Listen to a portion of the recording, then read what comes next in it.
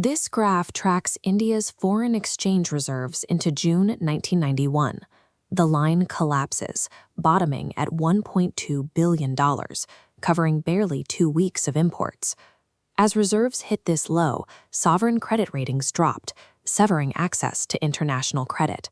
A sovereign default was imminent. To secure emergency loans, the government authorized a physical transfer. Transport planes were loaded with the nation's gold reserves and flown to London as collateral. This external vulnerability coincided with intense domestic instability. The general election held in mid-1991 produced a minority government tasked with managing the fallout. The new administration, led by P.V. Narasimha Rao, appointed technocratic economists like Manmohan Singh, who presented the reform program as an economic necessity dictated by the crisis, effectively blunting ideological opposition. The resulting policy framework is summarized as LPG: Liberalisation, Privatization, and Globalization. It marked a decisive break from the state-led planning that had characterized the previous 4 decades. The core logic shifted from a state-directed model to one that exposed the domestic economy to international competitive discipline and diminished the direct productive role of the state. While these reforms triggered India's fastest sustained growth, they produced a structural pattern unlike other major developing economies, growth driven by services rather than a transition through mass manufacturing. To understand the shift, look at the baseline command architecture, the license raj, an apparatus of industrial licensing, monopoly clearances, and excessive tariffs that strangled private investment. On July 24, 1991, the new industrial policy abolished this core licensing apparatus. The state removed government approval requirements for all but a short list of industries related to security, strategic, and environmental concerns. Externally, the government devalued the rupee by roughly 19% in 2 steps and dismantled the licensing requirements for importing capital goods. This gauge visualization highlights the shift in tariff policy. Average applied tariff rates were reduced from over 125% down to the 20 to 30% range by the late 1990s. The restrictive equity ceilings of the 1970s were reversed. Foreign direct investment in high-priority industries now received automatic approval up to a 51% threshold. Financial sector modernization proceeded in parallel, licensing new private sector banks and ending a moratorium on private entry that had lasted for 4 decades. By 1994, the core architecture of state control had been liquidated, opening the valves for foreign capital and private domestic expansion. Comparing development models, the left shows the standard sequence: agriculture transitions into mass manufacturing, then services. The right shows India's anomaly.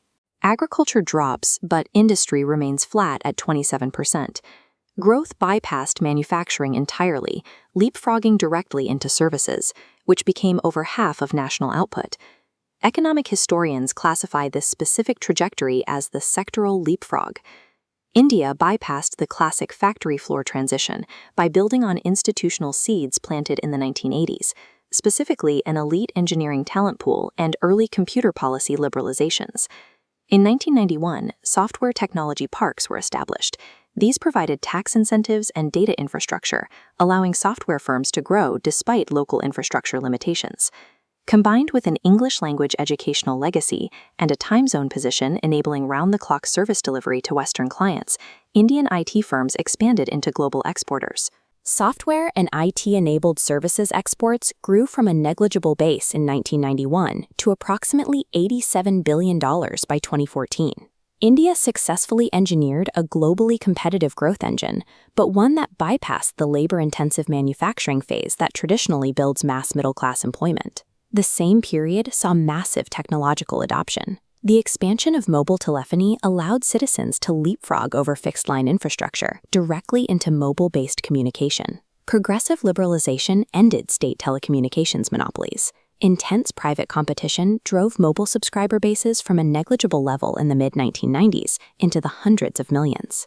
This timeline chart of real GDP growth shows the peak of the LPG-era success. Driven by the IT boom and high global liquidity, growth approached 9% per year between 2003 and 2008. This expansion established India as a major subject of international investor attention, earning it a place in the BRIC grouping of rapidly emerging economies.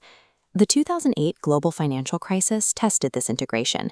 India cushioned the shock through coordinated fiscal stimulus and a banking sector that remained only partially liberalized. However, policy momentum decelerated after 2010. High-profile corruption scandals regarding telecommunications and coal allocations stalled major infrastructure projects and eroded policy credibility. This internal paralysis coincided with the 2013 taper tantrum, when shifts in U.S. Federal Reserve policy caused sharp currency depreciation and acute capital outflow pressure. By 2013, growth decelerated to 5%.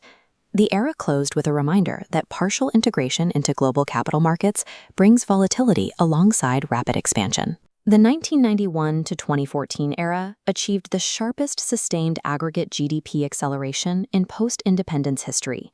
Yet, formal employment generation remained sluggish compared to the growth in output.